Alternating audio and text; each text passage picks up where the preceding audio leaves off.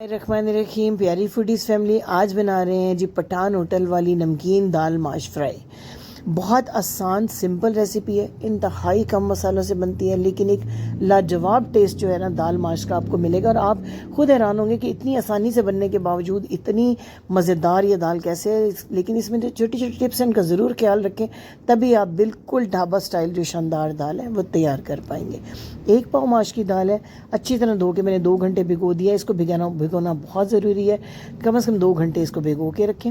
اس کے بعد 2 گلاس پانی میں ½ ٹی اسپون نمک ایڈ کر کے میں نے اس کو 95% تک بوائل کر لینا ہے, اور جو جھاگ دال کے اوپر آتا ہے نا بوائلنگ کے دوران, وہ آپ نے ضرور اتار لینا ہے. اب یہ دیکھیے دال بوائل ہو چکی ہوئی ہے, اس کا دانہ 95% تک نرم ہو چکا ہے. معمولی سی کسر ہے جو تھوڑی سی کوکنگ کے اندر پوری ہو جائے گی. جو پانی اس کے اندر موجود ہے وہ بھی میں نے اسی طرح رہنے دیا ہے, اس کو آپ نے ویسٹ نہیں کرنا ہے. اب تیار کرتے ہیں سمپل اور انتہائی مزیدار تڑکا. گھی میں بناؤں گی اس دال کو, اور ماش کی دال میں تھوڑا آپ کو کھلا گھی ڈالنا پڑتا ہے, کیونکہ یہ دال نیچر وائز تھوڑی سی ڈرائی ہوتی ہے اور یہ ڈرائی ہو جاتی ہے بننے کے بعد, تو آپ کو تھوڑا سا کھلا گھی اس میں استعمال کرنا پڑتا ہے. عام بناسپتی گھی میں نے ڈالا ہے, آپ اس کو دیسی گھی میں بھی بنا سکتے ہیں. 1 انچ کا بڑا سا ٹکڑا ادرک کا میں نے لیا ہے, اس کو باریک جولین کٹنگ کر لی ہے. 1 عدد بڑی ہری مرچ ہے جو میں نے کٹ کر کے ڈالی ہے اس میں, اور 3 سوکھی والی جو لال مرچیں اچار والی ہوتی ہے نا, ان کو توڑ کے میں ڈالی. اس کا بڑا ہی اچھا فلیور جو ہے وہ تڑکے کے اندر آتا ہے. اپنے پورے 1.5 سے 2 منٹ تک گھی کے اندر اس ادرک اور مرچوں کو فرائی کرنا. لہسن اس ریسیپی میں آپ نے نہیں ڈالنا. اب اس کو جو ہے فرائی جب تک اتنا اچھا کریں کہ پورے گھی میں اروما جو ہے, خوشبو اور ٹیسٹ اس کا آ جائے, ادرک کا بھی اور ان سوکھی مرچوں کا بھی. اس کے بعد جو دال ہم نے بوائل کر کے رکھی ہوئی ہے پانی سمیت, وہ ہم اس کے اندر ایڈ کر دیں گے. دال ایڈ کرتے ہوئے تھوڑا سا میرا کیمرہ سٹک ہوا. یہ دیکھیں میں نے دال ایڈ کر دی ہے اس تڑکے کے اندر. اب جی اس تڑکے کا جو پانی ہے نا دال کا, وہ ہم نے ڈرائی کرنا ہے. یہاں میں ایڈ کر رہی ہوں دوبارہ سے ½ ٹی اسپون نمک, ½ ٹی اسپون میں نے بوائلنگ کے وقت ڈالا تھا, اور 1/4 ٹی اسپون میں نے اس میں ڈالا ہے سفید مرچ کا پاؤڈر. اگر آپ کے پاس اویلیبل ہو تو ایک بہت ہی شاندار ٹیسٹ ملے گا آپ کی دال کو, لیکن اگر آپ کے پاس سفید مرچ اویلیبل نہیں ہے تو آپ اسے اسکپ بھی کر سکتے ہیں. اب جی یہ پک رہا ہے دال اور تڑکا, پانی خشک کرنا ہے, لیکن اسی دوران ہم اس میں ڈالتے ہیں 4 ٹیبل اسپون اچھی طرح پھینٹا ہوا دہی.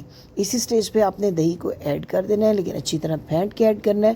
اب جو دہی کا پانی ہے اور تھوڑا سا جو دال کے اندر اپنا پانی موجود ہے, اس سارے پانی کو ہم نے کرنا ہے خشک, اور اس کے ساتھ ہی ہم نے ایڈ کر دینا ہے دہی کے ساتھ تازہ کٹی ہوئی کالی مرچ ½ ٹی اسپون.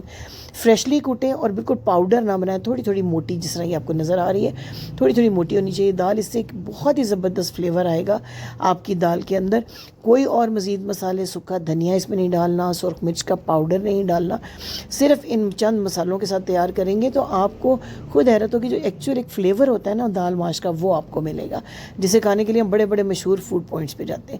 یہاں ہم نے چیک کر لینا ہے ہماری دال جو ہے نا بالکل روئی کی طرح نرم دانہ ہونا چاہیے, لیکن ایک ایک دانہ کھلا ہوا ہونا چاہیے, یعنی جڑنی نہیں چاہیے. اسی لیے اس میں بہت زیادہ چمچ بھی آپ نے نہیں چلانا. یہ چیک کریں کتنے اچھے طریقے سے یہ دال گل گئی ہے, اور یہ جب پانی پوری طرح سے خشک ہوگا, گھی اوپر آ جائے گا, تو یہ مزید تھوڑی سی سافٹ ہو جائے گی. اس کے بعد ہم اس کی اسپیشل گارنشنگ کریں گے. یہ دیکھیے آہستہ آہستہ یہ پک رہی ہے. اگر ریسیپی یہاں تک آپ کو پسند آئی ہے تو اس کو لائک شیئر کر دیجئے, اور چینل کو سبسکرائب کر کے بیل آئیکن ضرور پریس کر لیجئے, تاکہ آنے والے دنوں میں بھی یہ عام روزمرہ میں کام آنے والی ریسیپیز آپ تک پہنچتی رہیں. 4 عدد ہری مرچوں کو یہاں کٹ لگا کے اس کے اندر ایڈ کر دیں, تاکہ جو لوگ ذرا اسپائس کا فلیور زیادہ پسند کرتے ہیں ان کے لیے یہ تلی ہوئی مرچیں جو ہیں دال میں بہت کام دیتی ہیں.